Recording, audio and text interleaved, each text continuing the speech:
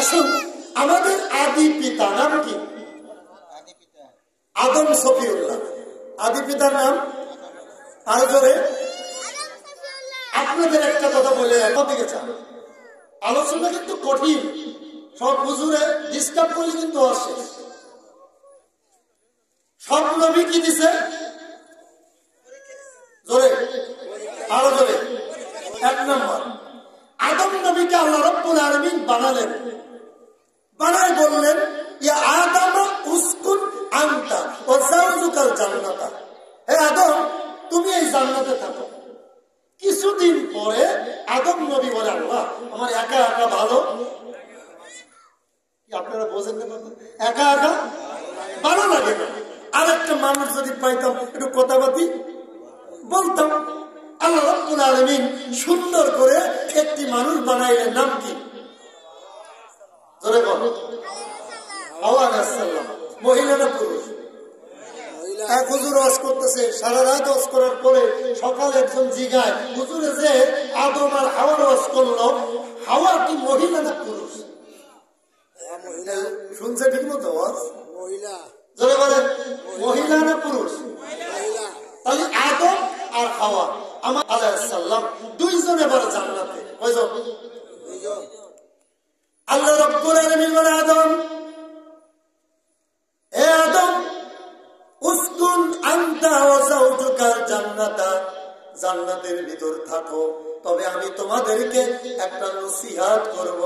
ওই যে জান্নাতের ভিতরে একটা সুন্দর গাছ দেখা যায়, ওই গাছের ছায়া কোনোদিন যাবে না, ওই গাছের ফলও কোনোদিন খাবে না।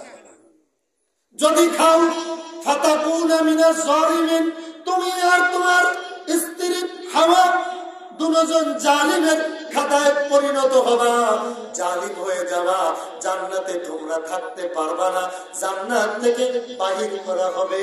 কিন্তু আদম নবীর এবং কি আমরা আদমের সন্তান, আমাদের জন্য একজন শয়তান আছে, আমাদের জন্য জাহান্নামে দেওয়ার জন্য একটা লোক আছে। আল্লাহ বলেছে তুমি যদি পারো আমার বন্দাকে জাহান্নামে নিয়ে যাও, তবে আমার খাঁটি বন্দা যারা তাদের ধারে কাছেও যাইতে পারবা না। এবার বলেন তো, জাহান্নামে যে নিতে চায় ওই লোকটার নাম কি? মিস্টার ইবলিস, মরদুদ শয়তান, যিনি ছিল ফেরেশতাদের উস্তাদ, মুআল্লিমান মালায়েকা, ফেরেশতাদের উস্তাদ ছিল, সর্দার ছিল।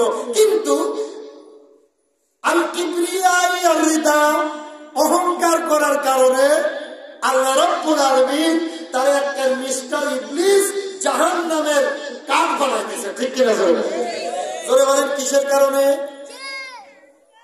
কিসের কারণ? অহংকার। এবার আদম নবী আর হাওয়া দুজনে জান্নাতে আছে। মিস্টার ইবলিস রাত্রে ঘুম নাই, আদম আর হাওয়ারে কেমনে জাহান্নামে নেওয়া যায়। তখন মিস্টার ইবলিস হুজুরের বেশ ধরে, দেখেন আমাদের দেশে গাড়ি ঘুরাইছে কে? হুজুরে। এই কামটা করছে কি? হুজুরে। খোঁজা খোঁজা বাইর করে দেখেন, কিছুদিন আগে 5ই আগস্টের পরে আমাদের নড়াই একটা মূর্তি মানে পূজা মণ্ডল, কি বলে মূর্তি, এই মূর্তিটা ভাঙছে। ভাঙার পরে 100 আলেম গ্রেফতার হয়েছে। 3 দিন পরে খবর নিয়ে দেখা গেল, ভিডিও ফুটেজে দেখা গেল যে সেখানে 3 জন যুবক, হিন্দু যুবক এই মন্ডল ভেঙে আলেমদের নামে মামলা দিচ্ছে। নাউজুবিল্লাহ। তাহলে কাজটা করলো কে আর মামলা খাইল কে? এজন্য আমাদের দেশে যাচাই বাছাই নেই। ওটা করছে কি হুজুরে, এত বড় হুজুর সারা বাংলাদেশে ওয়াজ করে, এই কাজটা কেমনে করলো, কিন্তু আতায় দেখতো না কাজটা করলো। ঠিক কিনা জোরে? এই জন্য জ্ঞানীদের কাজ হলো যাচাই করা। কি করা? যাচাই করা। আসলে হুজুরে করলো না অমুক কেউ করলো। যাই হোক, এবার আদম নবী হাওয়া দুইজনে জান্নাতে মাশাআল্লাহ নাজ নিয়ামত ভোগ করতেছে। এবার মিস্টার ইবলিস গেটে এসে ওয়াজ করতেছে হাওয়ার কাছে। কার কাছে? হাওয়ারে বলে, দেখো হাওয়া, তোমরা দুইজন তো বোঝো না, নবী বলে বোঝে না, কেমন ব্যাখ্যা। তো এই যে জান্নাতের ফল আল্লাহ খাইতে নিষেধ করছে, কারণ কি জানো? জান্নাতের ফল যে খাবে কিয়ামতের আগ পর্যন্ত আল্লাহ রাব্বুল আলামিন, আল্লাহরও শক্তি নাই তারা জাহান্নামে দিতে। জোরে কর নাউজুবিল্লাহ। আল্লাহ শক্তি আছে না নাই? সবাই জোরে কর, কম না বেশি? ধোঁকা দিছে। জোরে বলেন কি দিছে? মহিলাদের মন হলো নরম। কি মহিলাদের মন? হাদিস শরীফ আসছে আল্লাহ রাব্বুল আলামিন নারীদেরকে পুরুষের অর্ধেক বুদ্ধি দিছে। কি বুদ্ধি? আরো জোরে। তা আমাদের দেশে দুই নারী বারবার ক্ষমতা আসে, তার মধ্যে বোঝা গেল যে এই নারীরা ক্ষমতা আসলেই কিয়ামতের আলামত হবে। ঠিক না জোরে? কারণ নারীদের কয় বুদ্ধি? অর্ধেক বুদ্ধি। কি বুদ্ধি? অর্ধেক বুদ্ধি। তাই অর্ধেক বুদ্ধির লোক কোনদিন পরিপূর্ণ কাজ। হাওয়া আলাইহিস সালামকে বলতেছে, হাওয়া রে হাওয়া, জান্নাতে থাকতে যদি চাও ওই গাছের ফল খাও। নাউজুবিল্লাহ। তো হাওয়া মনে করলো এত বড় হুজুর, আজকের মাহফিলের প্রধান বক্তা বা পানিয়াপাড়া পীর সাহেব কইছে এই কাজটা কেমনে না করি। হাওয়া আলাইহিস সালাম দুইটা ফল ছিটছে, কয়টা? একটা নিজে খাইছে, আর আদম আলাইহিস সালাম বসে আছে, এই অবস্থার ফল একটা দিছে। আদম মনে করছে অন্য কোন ফল, খেয়ালের ভুলে খেয়ে ফেলছে। আমাদের দেশে অনেকে বলে আদম নবী ভুল করছে। নাউজুবিল্লাহ। কোন নবীরা ভুল করতে পারে? এটা মনে রাখবেন। ধোঁকা খাইছে। কি খাইছে? ভুল করে নাই, ধোঁকা খাইছে। খাওয়ার পরে হাওয়া আলাইহিস সালামের সাথে সাথে হায়াস শুরু হয়ে গেছে। যারা হায়াস বোঝেন তারা বোঝেন, ভাইকে বলার দরকার নেই। অর্থাৎ নাবাক হয়ে গেছে। আর আদম নবীর পায়খানার বেগ আসছে। কিতাবে আসছে আল্লাহ রাব্বুল আলামিন সাথে সাথে হুকুম দিয়েছে, আমার জান্নাত থেকে বাইরে হয়ে যাও। আই সি গেট আউট, এখানে তোমার থাকার জায়গা নাই। বের করে দিলেন। আদম নবী বুঝতে পেরেছে যে নিশ্চয়ই আমরা দুইজন ধোঁকা খাইছি। হাওয়ারে জিজ্ঞেস করলো, তুমি যে ফলটা খাওয়াইলা এটা কোন ফল? ওই গাছের ফল। আদম নবী বলে, ওটা না আল্লাহ আগেই বলছেন ওই গাছের ফল খাইলে ফাতাকুনা মিনাজ জালিমিন, জালিম হয়ে যাবা। তা ফল কেন খাইলা আর তুমি কেন আমার খাওয়াইলা? হাওয়া আলাইহিস সালাম বলে, লা আদরি, আমি কিছু জানি না। যাই হোক, আল্লাহ রাব্বুল আলামিন পরীক্ষার জন্য, দুনিয়া পরীক্ষার হল, দুইজনকে পৃথিবীর দুই রাষ্ট্রে ফেলে দিচ্ছে।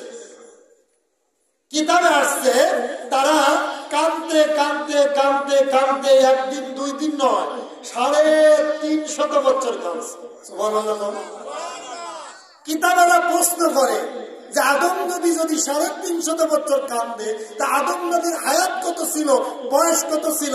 হাদিসের হাসিয়া লেখছে আদম নবীর বয়স হয়েছিল 1000 বছর। আমি আর আপনি 60 বছর 70 বছর, তার পাওয়ারে ঠিক নেই। সেই তুলনায় তো একদিন বয়স, ঠিক নেই? ওই 1000 বছর। আর আমার আর আপনার 60 থেকে 70 বছর।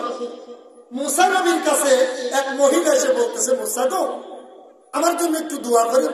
কি দোয়া করতাম? তো আমার যেন আল্লাহ পাক একটু হায়াত লম্বা করে দেয়, আমি যেন আর একটু আমল টামল করতে পারি। তো মুসা নবী বলে, বুড়িমা তোমার বয়স কত হয়েছে বর্তমানে? 500 বছর প্লাস, 500 বছরেরও বেশি। মুসা নবী হাসবে। বুড়ি কয়, আপনি কি আমার লাগে মস্কারি করেন? আসেন যে। এবার মুসা নবী চোখের পানি ছেড়ে ডাক দিয়ে বলেন, রে বুড়িমা, 500 বছর বয়স, এরপর হায়াতের জন্য দোয়া চাও। তুমি জানো না আখিরি জামানার একজন নবী হবে যার উম্মতের বয়স হবে 60 থেকে 70 বছর। বুড়িমা কইল যে তারা কি বিয়ে করবে, ঘর সংসার করবে, ঘর বানাবে? এই অল্প দিন হায়াত নেই, কি করবে তারা? মুসা কইল, আরে গরিব আখেরি জামানার উম্মতেরা ইমারত বিল্ডিং বানানোর জন্য পাগল পারা হয়ে যাবে। রিকশার ড্রাইভারও 3-4 বোর মালিক হবে। পয়সা নাই কিন্তু বউ করা, এই বউ কিলে হে বোর কাছে যায়, হে বউ কিলে হে বোর কাছে যায়। এমন রিক্সাওয়ালা গাড়ির ড্রাইভার আছে না? হুজুরও আছে। আছে না নাই? রব্বুল আলামিন ডাক দিয়ে বলে আদম 350 বছর কান্দাইল। জোরে বলেন কত? আরো জোরে। 350 বছর কান্দার পর একদিন আদম নবী দুঃখে এখন দেখে চোখে পানি নাই, শুধু রক্তের ফোঁটা আসতেছে।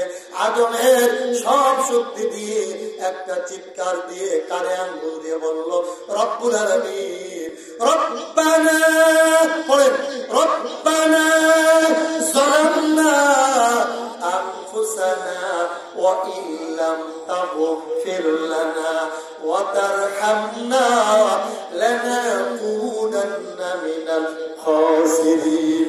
আয় আল্লাহ রব্বুল আলামিন, আমার অন্তরের পরে, আমার অন্তরের পরে, আমার ঈমানের পরে, আমার পরে আমি জুলুম করেছি, আমি ক্ষতিগ্রস্ত হয়ে গেছি, বিপদগ্রস্ত হয়ে গেছি।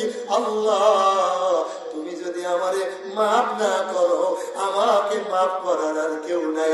আমার রব্বুল আলামিন ডাক দিয়ে বলে, যেহেতু আদম তওবা করলেন আর মুনাজাত ধরে বারবার ডাক দিয়ে বলেন, রব্বানা যালামনা আনফুসানা ওয়া ইল্লাম তাগফির লানা ওয়া তারহামনা লানাকুনান্না মিনাল খাসিরিন।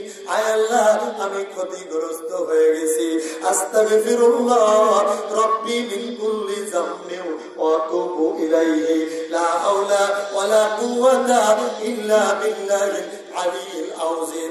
আদম নবী ডাক দিয়ে বলে, ফাস্তাজাবনা লাহু ওয়া নাযায়নাহু মিনাল যামবি ওয়া কাযালিকা নুনজিল মুমিনিন। ও মালিক, আমার আর কত কাঁদাইবা, চোখে আর পানি নাই, রক্ত বাহির হয়।